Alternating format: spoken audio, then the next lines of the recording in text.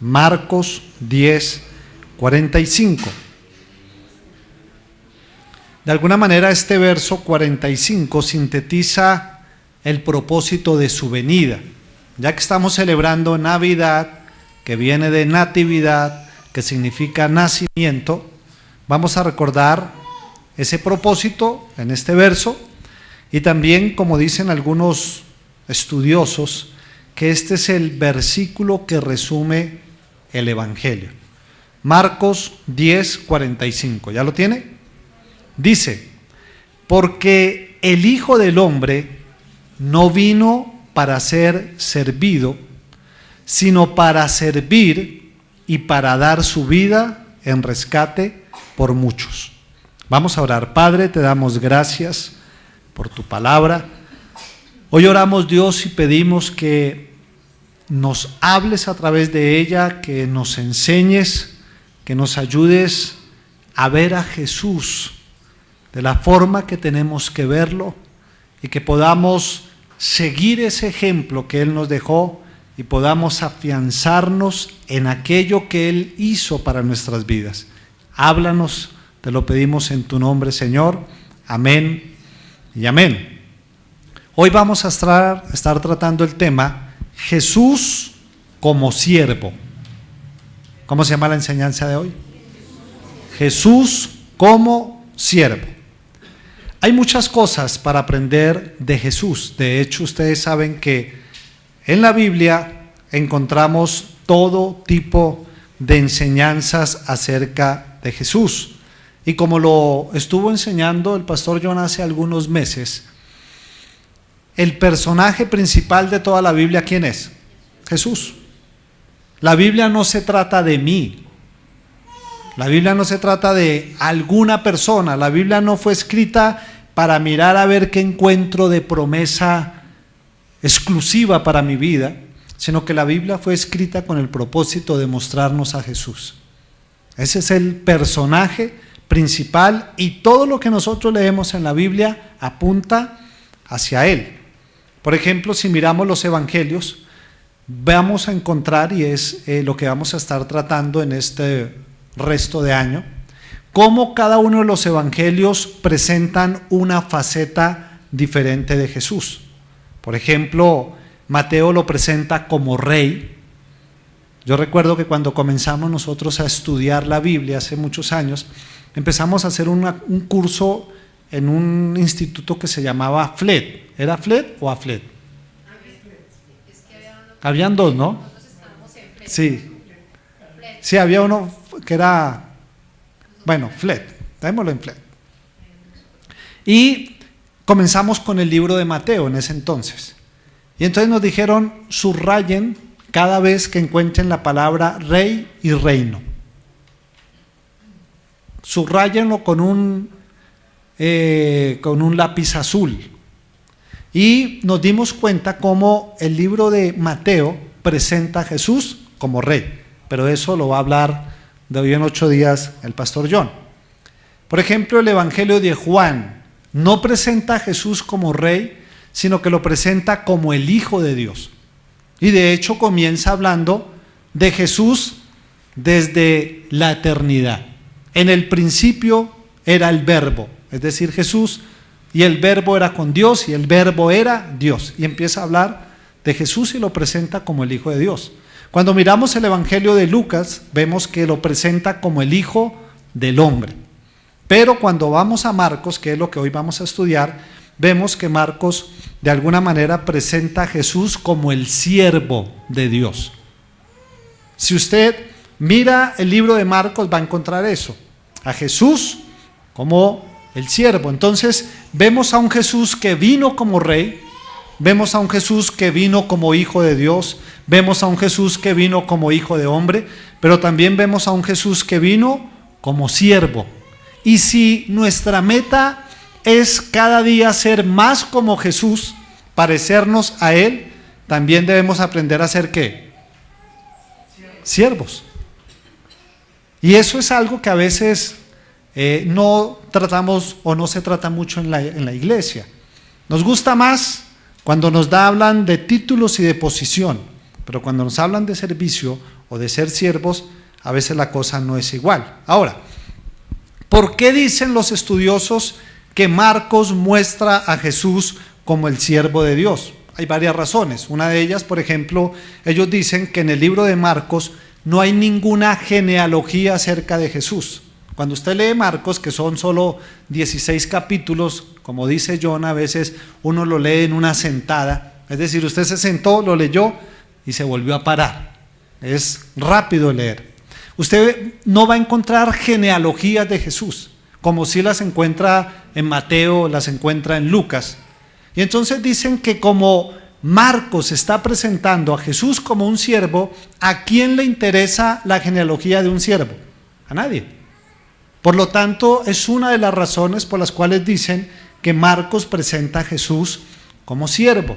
Otra razón son las palabras que Marcos utiliza constantemente con respecto a lo que Jesús hace. Si usted le presta atención cuando lea el libro de Marcos, usted va a encontrar que constantemente hay verbos de acción.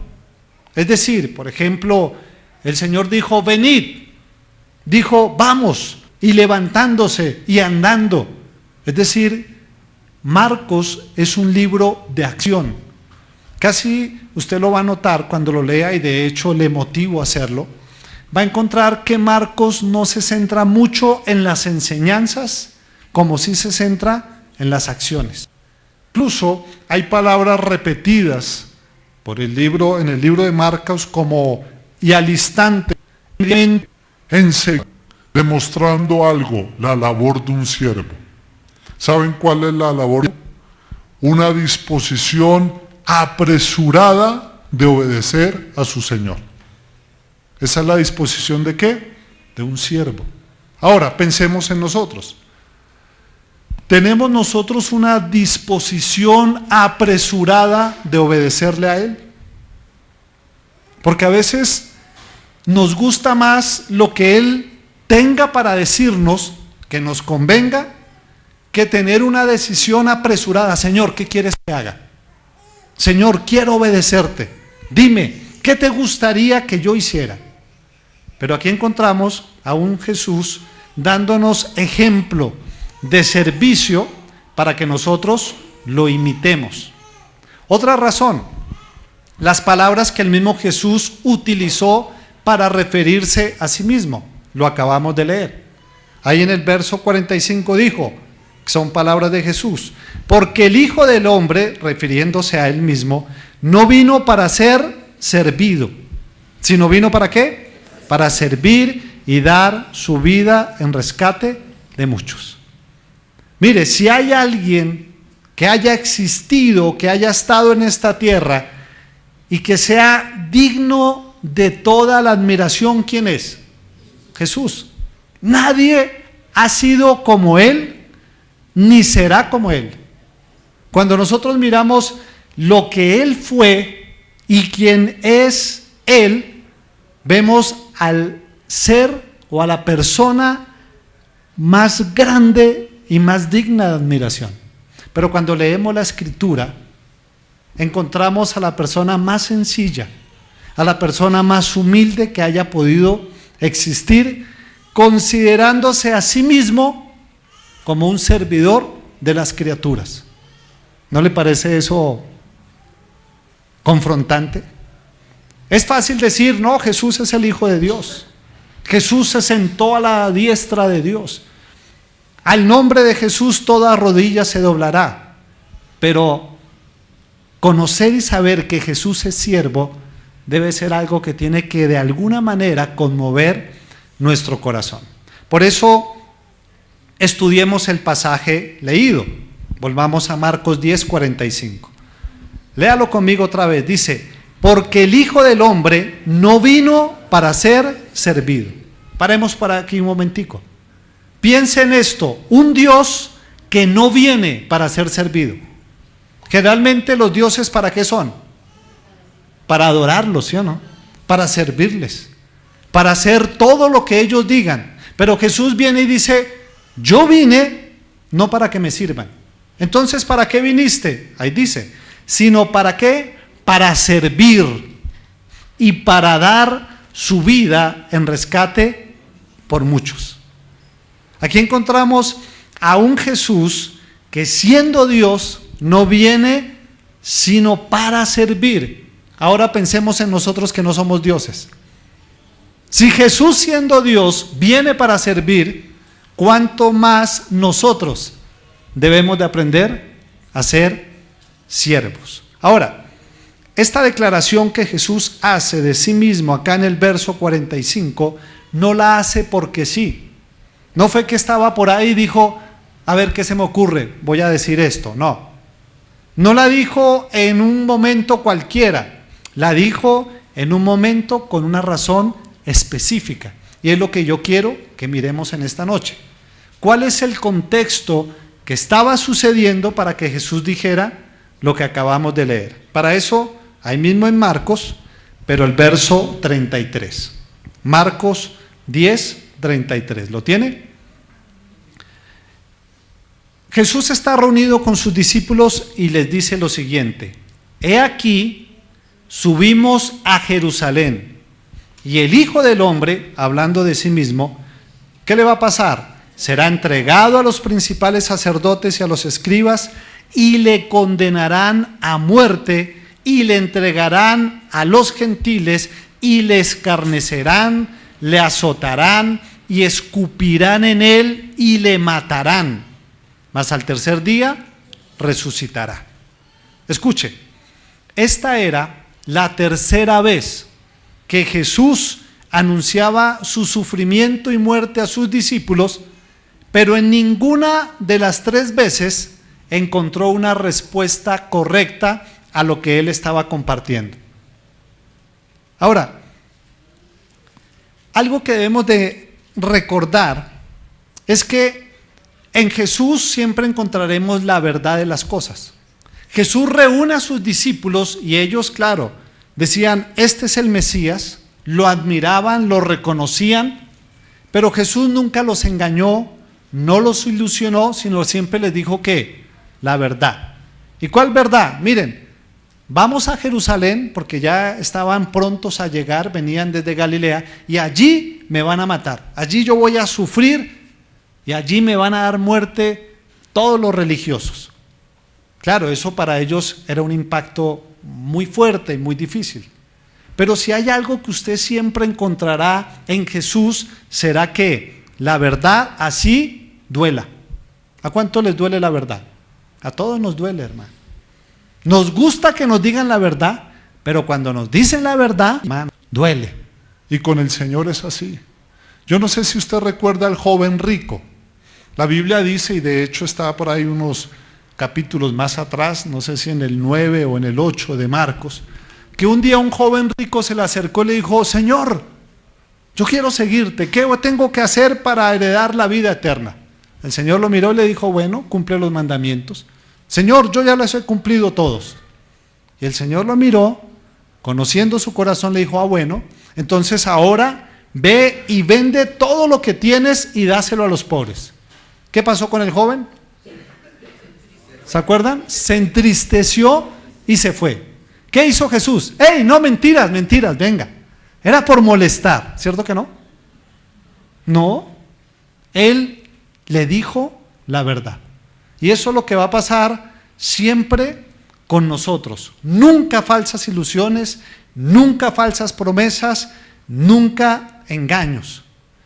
Y el Señor en este caso está reunido con sus discípulos y le está diciendo una verdad.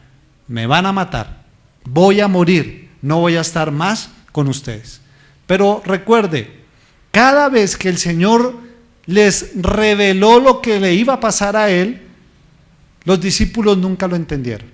La primera vez que lo hizo, Pedro se opuso, le dijo, Señor, que eso no te acontezca. La segunda vez que él les compartió, dice la Escritura que los discípulos no entendieron y empezaron a discutir entre ellos cuál era el mayor. Y mire lo que pasó la tercera vez. Cuando el Señor les dice esto, volvamos a leerlo, por favor, 33.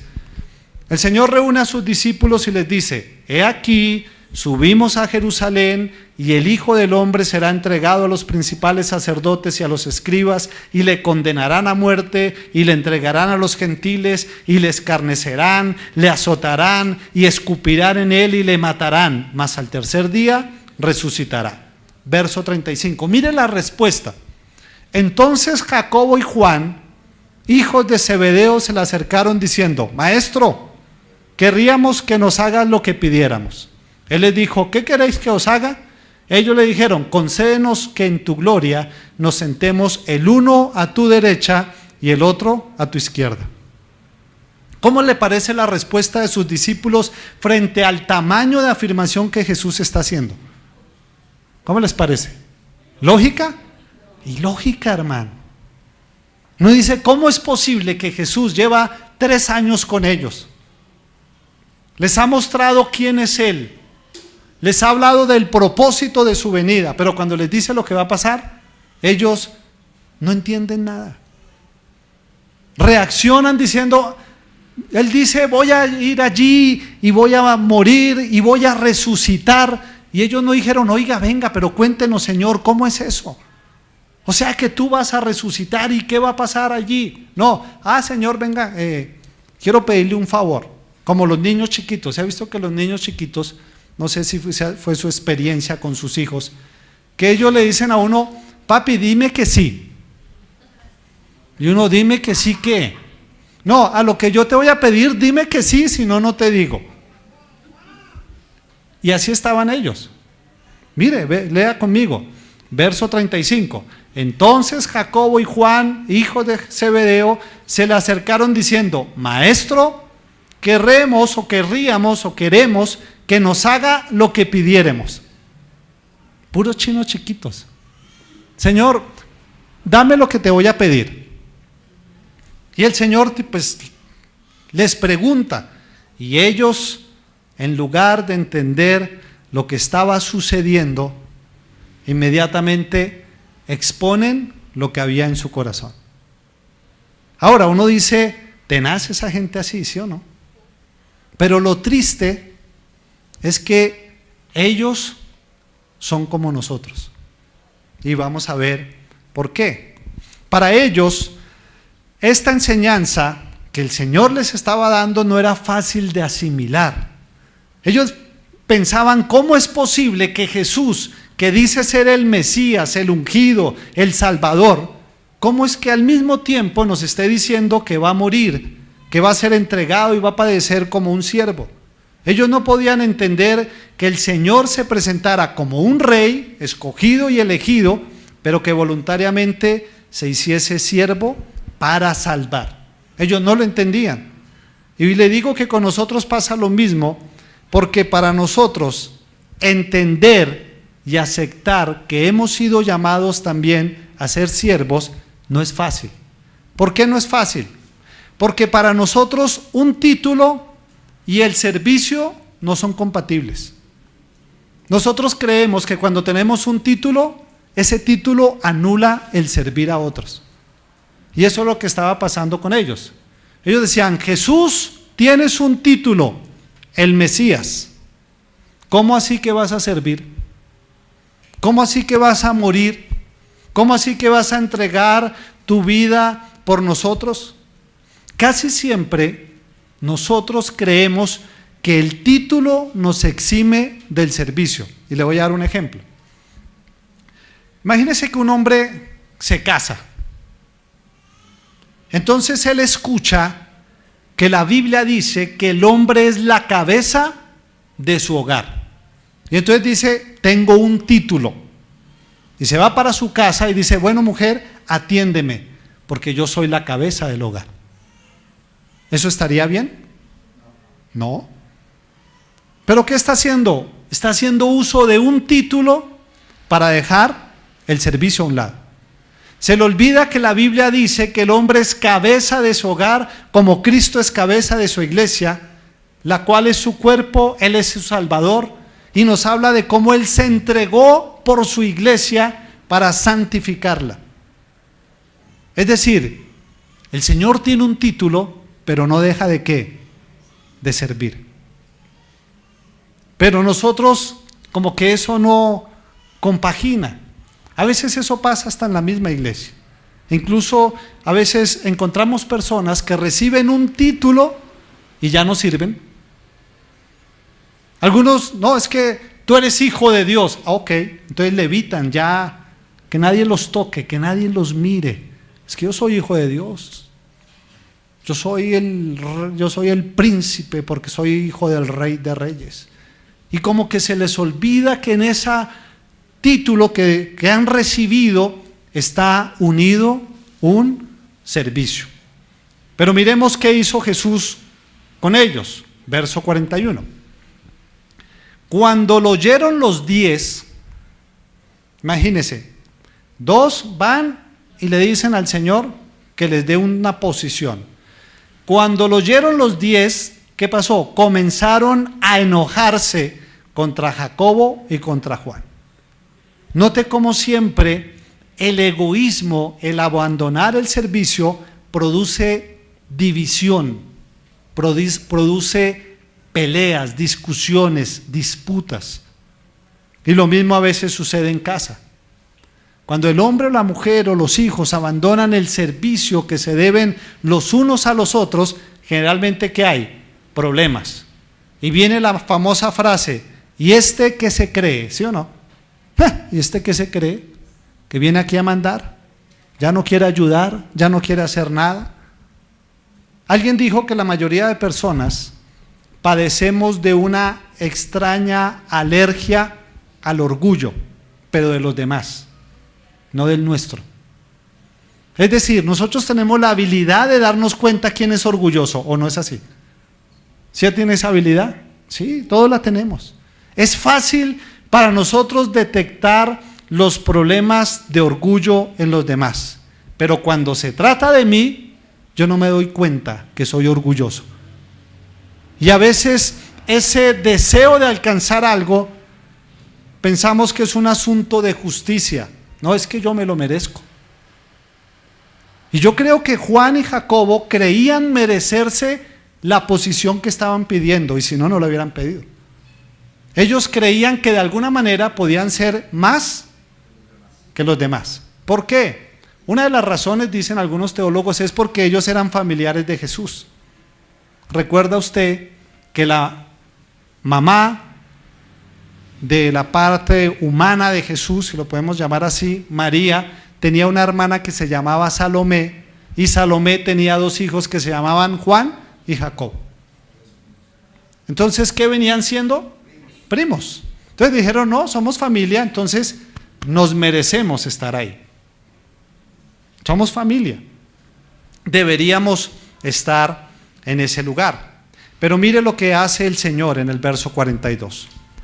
Mas Jesús llamándolos les dijo, ¿sabéis que los que son tenidos por gobernantes de las naciones, ¿qué hacen?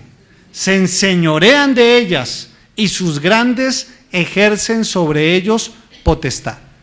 ¿Qué les está diciendo el Señor? Mire, el mundo funciona así. ¿Cómo funciona? Los que tienen lugar se enseñorean de los demás y ejercen potestad sobre ellos. Así funciona el mundo. Pero, verso 43, no será así entre vosotros. Es decir, en pocas palabras les está diciendo, yo les voy a enseñar cómo funciona en mi reino. Es diferente a cómo funciona en el mundo. ¿Cómo funciona? Dice, pero no será así entre vosotros, sino el que quiera hacerse grande, ¿qué tiene que hacer? El que quiera hacerse grande entre vosotros será ¿qué? Vuestro servidor. Y el que de vosotros quiera ser el primero será el siervo de todos. ¿Ven que ser siervo no es fácil de entender? ¿A cuánto les gustó esa palabra ahorita? ¿Cuántos dicen, no, uy, sí, yo estoy de acuerdo con eso? Yo quiero servir, yo quiero ser siervo de todos. No es fácil. Yo sé que no es una palabra fácil porque los principios del reino son diferentes a lo que nosotros pensamos, a lo que nosotros hemos aprendido y a lo que nosotros sentimos. Y si usted nota, el Señor siempre enseñó cosas que son como contradictorias para nosotros. Por ejemplo, Él dijo, el que quiera salvar su vida, la perderá. Y uno dice, pero un momento, ¿cómo así? El que quiera salvar su vida, la perderá. O sea que si yo gano mi vida, la pierdo, y si la pierdo, la gano. ¿No le parece contradictorio? El Señor, por ejemplo, en otra ocasión dijo, porque a cualquiera que tiene, se le dará. Pero al que no tiene, aún lo que no tiene, le será quitado. Y uno dice, no, sigo sin entender. Entonces, el reino de Dios funciona de manera diferente a nuestra inclinación. El reino de Dios funciona diferente a lo que hemos aprendido y funciona diferente a lo que sentimos. ¿Por qué lo digo? Porque nuestra inclinación natural es buscar la gloria, ¿o no es así? Es una inclinación natural. Nosotros queremos reconocimiento, queremos la grandeza. Y si no, mire el Facebook, mire el Instagram. ¿Qué se busca cuando usted monta una foto en Instagram o en Facebook? ¿Qué busca? Likes. ¿Es así o no es así? ¿O usted la monta solo por montarla? No, hay un deseo. ¿Cuál es? Mirar, ya tengo como tantos que me dijeron que chévere. ¿Eso qué es? Buscar, de alguna manera, gloria. Y eso es una inclinación natural del ser humano. Uno ve cosas que no tienen ni sentido aquí entre nos. Uno ve de pronto, para el mes de las madres, alguien coloca una foto de la mamá que tiene como 90 años y le dice, mamita querida, no hay otra como tú, te amo mucho, tú lo has dado todo, y le escribe una pastoral de cuánto ama a su mamá. Pero ¿sabe cuál es el problema? La mamá no tiene Facebook y nunca leyó esa vaina, ya ni ve. Entonces uno pregunta, ¿para qué escribió eso en Facebook? ¿Qué busca? Gloria, en serio. No busca otra cosa. Busca de alguna manera gloria. Y ese fue el problema de los discípulos. Mientras el Señor Jesús les estaba diciendo, miren, les voy a contar una verdad de lo que va a pasar en Jerusalén. Allí me van a entregar a los escribas, a los fariseos. Allí me van a hacer daño, me van a escupir, me van a crucificar, yo voy a morir, pero voy a resucitar. Mientras Él les hablaba todo eso, ¿ellos en qué estaban pensando? En gloria, en posición. Ellos no estaban pensando en otra cosa. ¿Y sabe que a veces nos pasa lo mismo?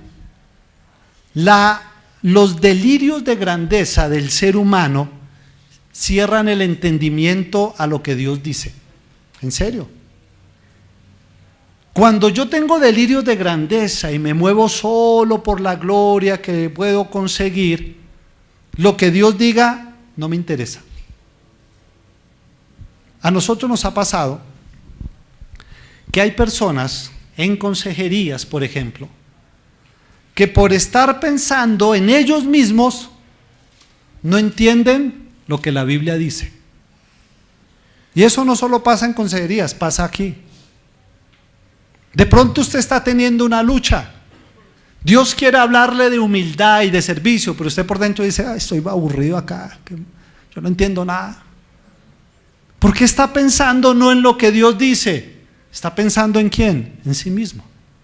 Mire, yo tuve un caso de una consejería de una parejita que eran amigos, luego de un momento a otro se hicieron novios, es válido, cada uno decide. Pero cuando hablé con ellos y le pregunté a ella específicamente, porque yo sé que él era soltero, le dije, bueno, ¿y tú eres soltera? Dijo, no, yo soy casada. Dije, bueno, ¿y te casaste, viviste con un hombre o eres? No, soy casada, yo en una notaría, yo me casé y no sé qué. Yo le dije, bueno, le dije, ¿tú sabías que si tú eres novia de este joven o de este hombre y tú eres casada ante la ley, estás cometiendo adulterio? A mí no me parece, pero ven, miremos qué dice la Biblia. Y le leí un par de pasajes. Dijo, no, yo no estoy de acuerdo con eso. Para mí lo que yo hice en la notaría, eso es solo un papel. Pregunto, ¿ella estaba pensando en quién? ¿En lo que Dios dice o en lo que ella quería? En lo que ella quería. Y generalmente sucede así. Cuando estamos pensando solo en nosotros mismos, no nos damos cuenta lo que el Señor nos quiere decir. Por eso a veces uno encuentra creyentes que piensan tanto en su grandeza, creyendo lo que no son, creyendo ser lo que no son, que les cuesta asimilar lo que realmente significa ser cristiano. Y luchan.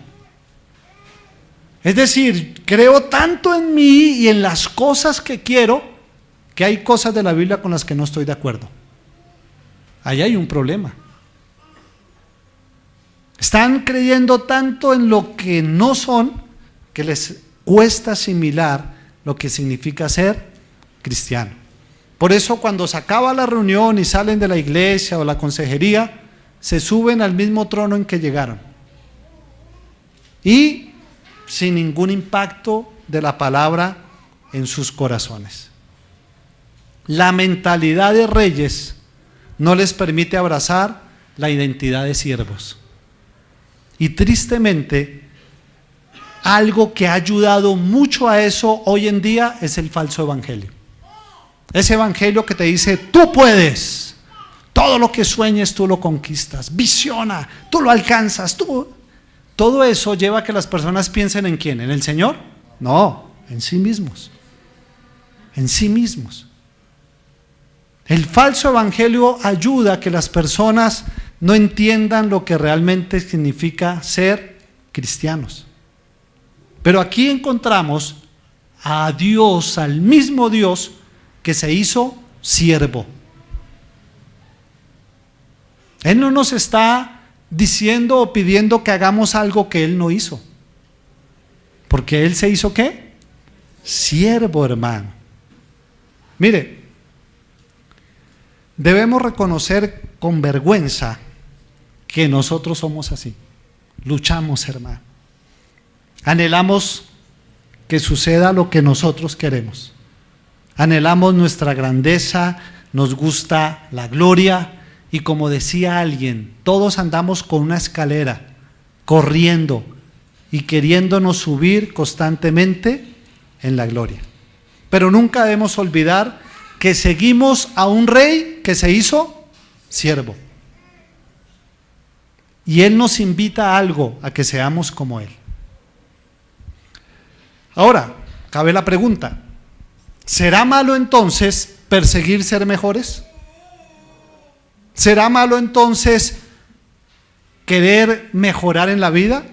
Miremos qué dice la Biblia. Verso 43. Él les dijo, pero no será así entre vosotros, escuche, sino que el que quiera hacerse ¿qué? Grande entre vosotros será vuestro servidor.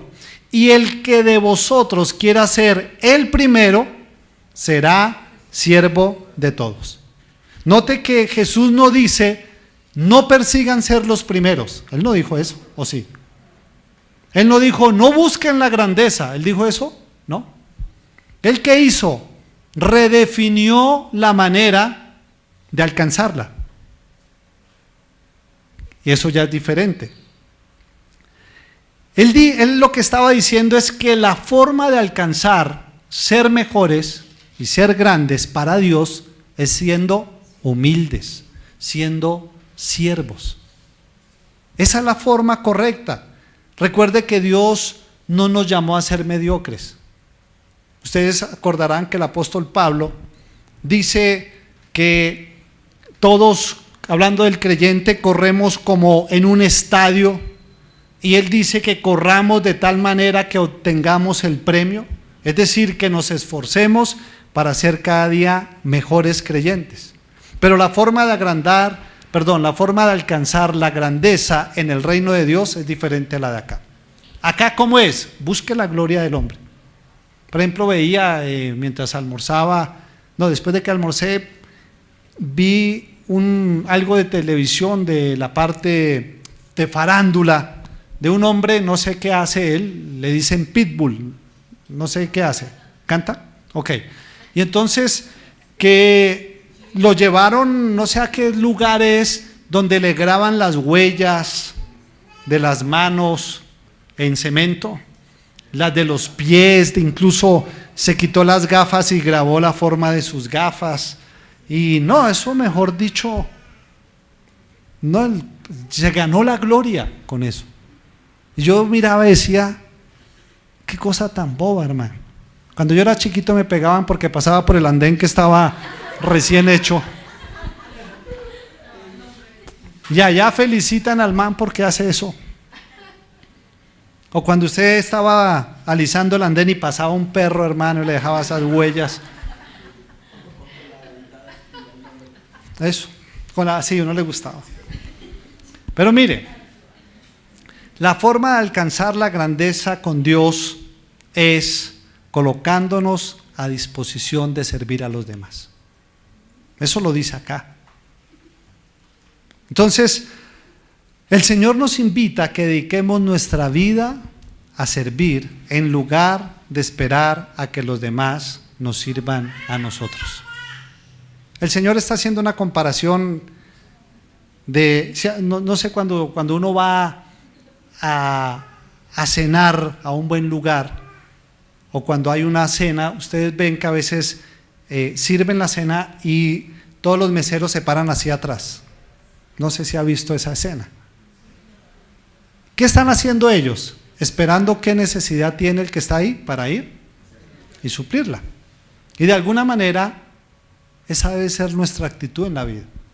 Nosotros debemos de tener una actitud de servicio.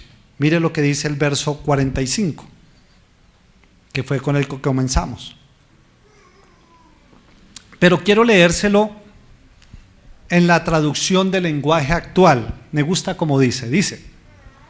Jesús dice, yo, el Hijo del Hombre, soy así. ¿Cómo? Servidor, hermano. ¿Quién es servidor? Jesús. ¿Quién es Jesús? Dios. Y no le da vergüenza decir que es servidor, hermano. Cuando usted escucha la palabra siervo, ¿en qué piensa? ¿Piensa en un ejecutivo? ¿Piensa en alguien estudiado? ¿Piensa en alguien que está súper bien vestido y que tiene tremenda pinta? Cuando uno le dicen siervo, uno se imagina a alguien que no tuvo estudio, alguien que vive, que no tiene recursos y que le toca hacer los peores oficios. Pero Jesús dice, yo, el Hijo del Hombre, soy así. Y no siente ninguna vergüenza de decir soy servidor. Y dice, no vine a este mundo para que me sirvan, sino para servir a los demás. Vine para liberar a la gente que es esclava del pecado y para lograrlo pagaré con mi vida. ¿Cómo le parece eso, hermano? La verdad, sabiendo quién es Jesús, esto a mí me impacta, porque la verdadera grandeza fue ejemplificada por Él. ¿Quién es grande? Él sí es grande, hermano, pero Él no vino para ser servido, sino vino para servir. De hecho, usted encuentra que Jesús siempre trató de ocultar su posición de rey y de Mesías. ¿Se acuerdan cuando Él hacía milagros? ¿Qué le decía a los que les hacía el milagro? Que no dijeran nada. Él no dijo, venga, dé el testimonio aquí, cuente, ¿qué sentía? Ahora, haga lo que no puede hacer. ¿Cierto que no? Él no hacía eso. ¿Él qué hacía? No le digan a nadie. Vaya, vivan su vida, muéstrense al sacerdote, hagan lo que dice la ley, pero no le digan a nadie que yo soy el rey, el Mesías. Qué humildad, hermano. Lo mismo cuando los demonios veían al Señor y decían, este es el Hijo de Dios o este es el Santo. ¿Qué hacía el Señor? Cállense, no digan nada. ¿Recuerdan cuando se transfiguró ante sus discípulos, ante Pedro, Juan y Jacob?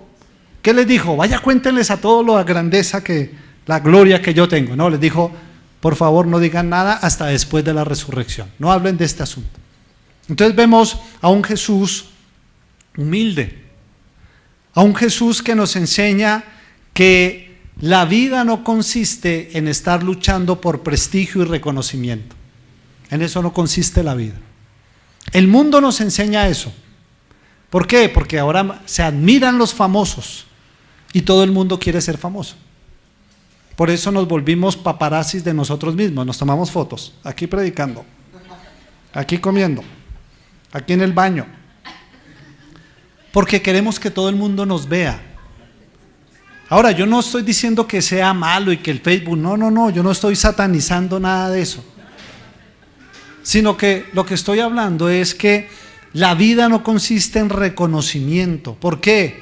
Porque si usted nota que Jesús fue siervo, Él, como dijo alguien, descendió hasta la cruz para que nosotros ascendiésemos hasta su gloria. O sea, si Él no viene y desciende y se hace siervo, usted y yo no estaríamos acá. Así de sencillo. Lo que hizo el Señor fue admirable. Él murió en una cruz para darnos salvación. Él se hizo siervos, Él murió por nosotros y eso nunca lo podemos olvidar. Porque el único camino de regreso al Padre es la cruz. Y sin ella, hermano, no hay perdón, no hay esperanza, no hay vida eterna. No la hay. Pero eso, ¿por qué se hizo posible? Porque Jesús se hizo siervo. Y si Él no se hubiese hecho siervo, hermano, nosotros viviríamos una vida sin esperanza. Imagínese usted una vida sin esperanza, hermano. Imagínese que usted se levanta mañana sin esperanza de nada, sin ninguna esperanza en ningún área.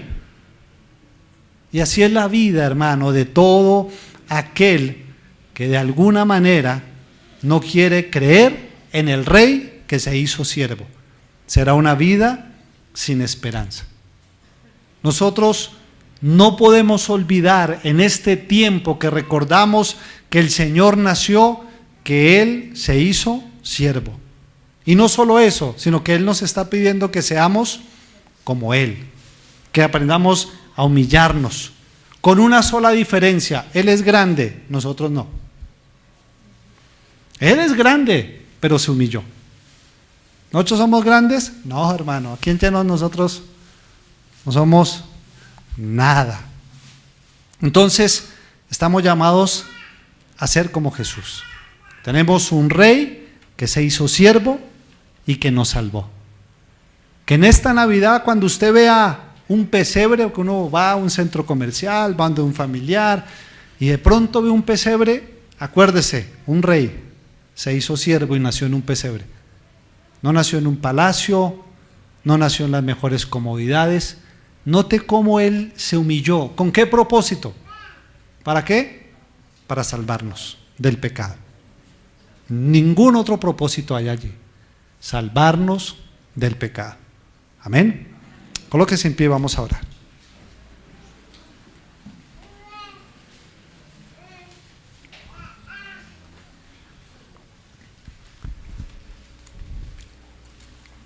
Todos sabemos, de alguna manera, que hay una ley inquebrantable en el reino de los cielos. Que el que se humilla, ¿qué pasa? Será exaltado. Y el que se exalta, será humillado. Pero ¿sabe cuál es el problema? Que no vivimos así. La sabemos. Está en la Biblia. El que se exalta será humillado. Y el que se humilla será exaltado. Pero ¿cuánto nos cuesta, sí o no? Nos cuesta reconocer, aún a veces hasta con el mismo Señor. A veces nos cuesta reconocer que necesitamos salvación. Esa es más triste todavía. Que nos cueste reconocer que lo necesitamos saber para ser salvos y creer que podemos solos, yo pienso que es la soberbia más grande que puede existir. Escuchar personas que dicen, no necesito a Dios. Ese es el mayor grado de soberbia que puede haber en un ser humano. Si lo que Él hizo no nos confronta en cuanto a su humildad y su servicio, no sé qué más Él pudiese hacer para nosotros. Ya lo hizo todo. Padre, queremos darte gracias porque estamos en una época donde celebramos o recordamos tu nacimiento. Navidad. Es una época que todos conocemos, Dios, y que celebramos de diferentes maneras. Pero a veces olvidamos que la Navidad nos recuerda que el Rey se hizo siervo, que el Rey se despoja de su gloria y se humilla a nuestra condición para morir en una cruz y salvarnos. Perdónanos, Dios, por no entenderlo, porque a veces, como le sucedía a tus discípulos cuando tú les hablaste lo que iba a acontecer en Jerusalén, ellos estaban pensando en su propia gloria, estaban pensando en sí mismos. Y a veces vivimos unas vidas, Señor, tan egocéntricas, pensando solo en nosotros mismos, que nos impide comprender la verdad de tu palabra, nos impide pensar en los demás, nos impide vivir una vida de verdad, una vida de servicio. Perdónanos, Dios. Perdónanos, Señor. Hoy queremos darte gracias por haber venido, Señor, por haberte humillado hasta la condición de siervo para podernos salvar. Gracias, Señor, por morir por mis pecados. Gracias. Gracias, Señor, porque a través de tu muerte yo tengo salvación, yo tengo vida. A través de tu muerte, Señor, tú me das una vida eterna, Dios. A través de tu muerte tú me das esperanza. Por eso, Señor, yo quiero darte gracias. Ayúdame, Dios, a morir a mí mismo, a morir a mi orgullo, a morir a esa búsqueda continua de una gloria, a esa búsqueda continua de ser el mejor, el más grande, el reconocido. Ayúdame, Dios. Ayúdame a entender que la grandeza en tu reino es servir. Ayúdame a ser grande en tu reino, y es a través del servicio. Por eso, dame un corazón de siervo, Señor. Dame un corazón de siervo. Un siervo es aquel que apresuradamente se dispone a obedecer a su Señor. Que yo pueda tener ese corazón dispuesto a obedecer en todo lo que tú pides. Y yo le invito a que por un momento usted piense qué cosas Dios le ha pedido, qué cosas la palabra le ha confrontado cuando en condiciones que usted está permitiendo o está viviendo frente a un pecado, frente a una condición, y que le diga: Señor, perdóname porque no me dispongo a obedecerte. Ayúdame, Dios, yo quiero obedecer. Yo quiero ser siervo, Señor, para ti. Porque cuando soy siervo para ti, aprendo a ser siervo para los demás. Ayúdame, Señor, a servir a otros. Ayúdame a salir de mi comodidad. Así como el Señor se despoja de su gloria, ayúdame a despojarme de la comodidad que me impide servir a otros. De esa comodidad que me impide servir en tu iglesia, Señor. Porque tal vez tú me has invitado a servir en tu iglesia, pero yo quiero mi comodidad. No quiero incomodarme, no quiero servir a otros. Perdóname, Señor, ayúdame a entender que la iglesia existe para servir a los demás, y no para servirnos a nosotros mismos. Ayúdame a servir incluso a aquellas personas que son ignoradas por los demás, aquellas personas que no me pueden devolver el favor, aquellas personas que tal vez ante la sociedad no tienen ningún valor, pero delante tuyo tienen un gran valor. Ayúdame a mirarlos con tus ojos, Señor. Ayúdame a verlos como tú los ves, y que siempre en mi corazón, Señor, esté ese corazón de siervo, dispuesto a obedecerte a ti, pero dispuesto, Señor, a hacer algo siempre por los demás. Que en esta Navidad, Señor, yo pueda recordar eso, y no solo recordarlo, Dios, sino ponerlo en práctica. Que en esta Navidad yo pueda recordar que hay un Rey que se hizo siervo para morir, para liberarme del pecado, para entregar su vida en rescate por mí. Y que eso haga que mi corazón esté completamente agradecido y dispuesto a obedecer y a servir a otros. Te lo pido, Señor, en tu nombre, y te doy gracias, Señor. Amén y amén.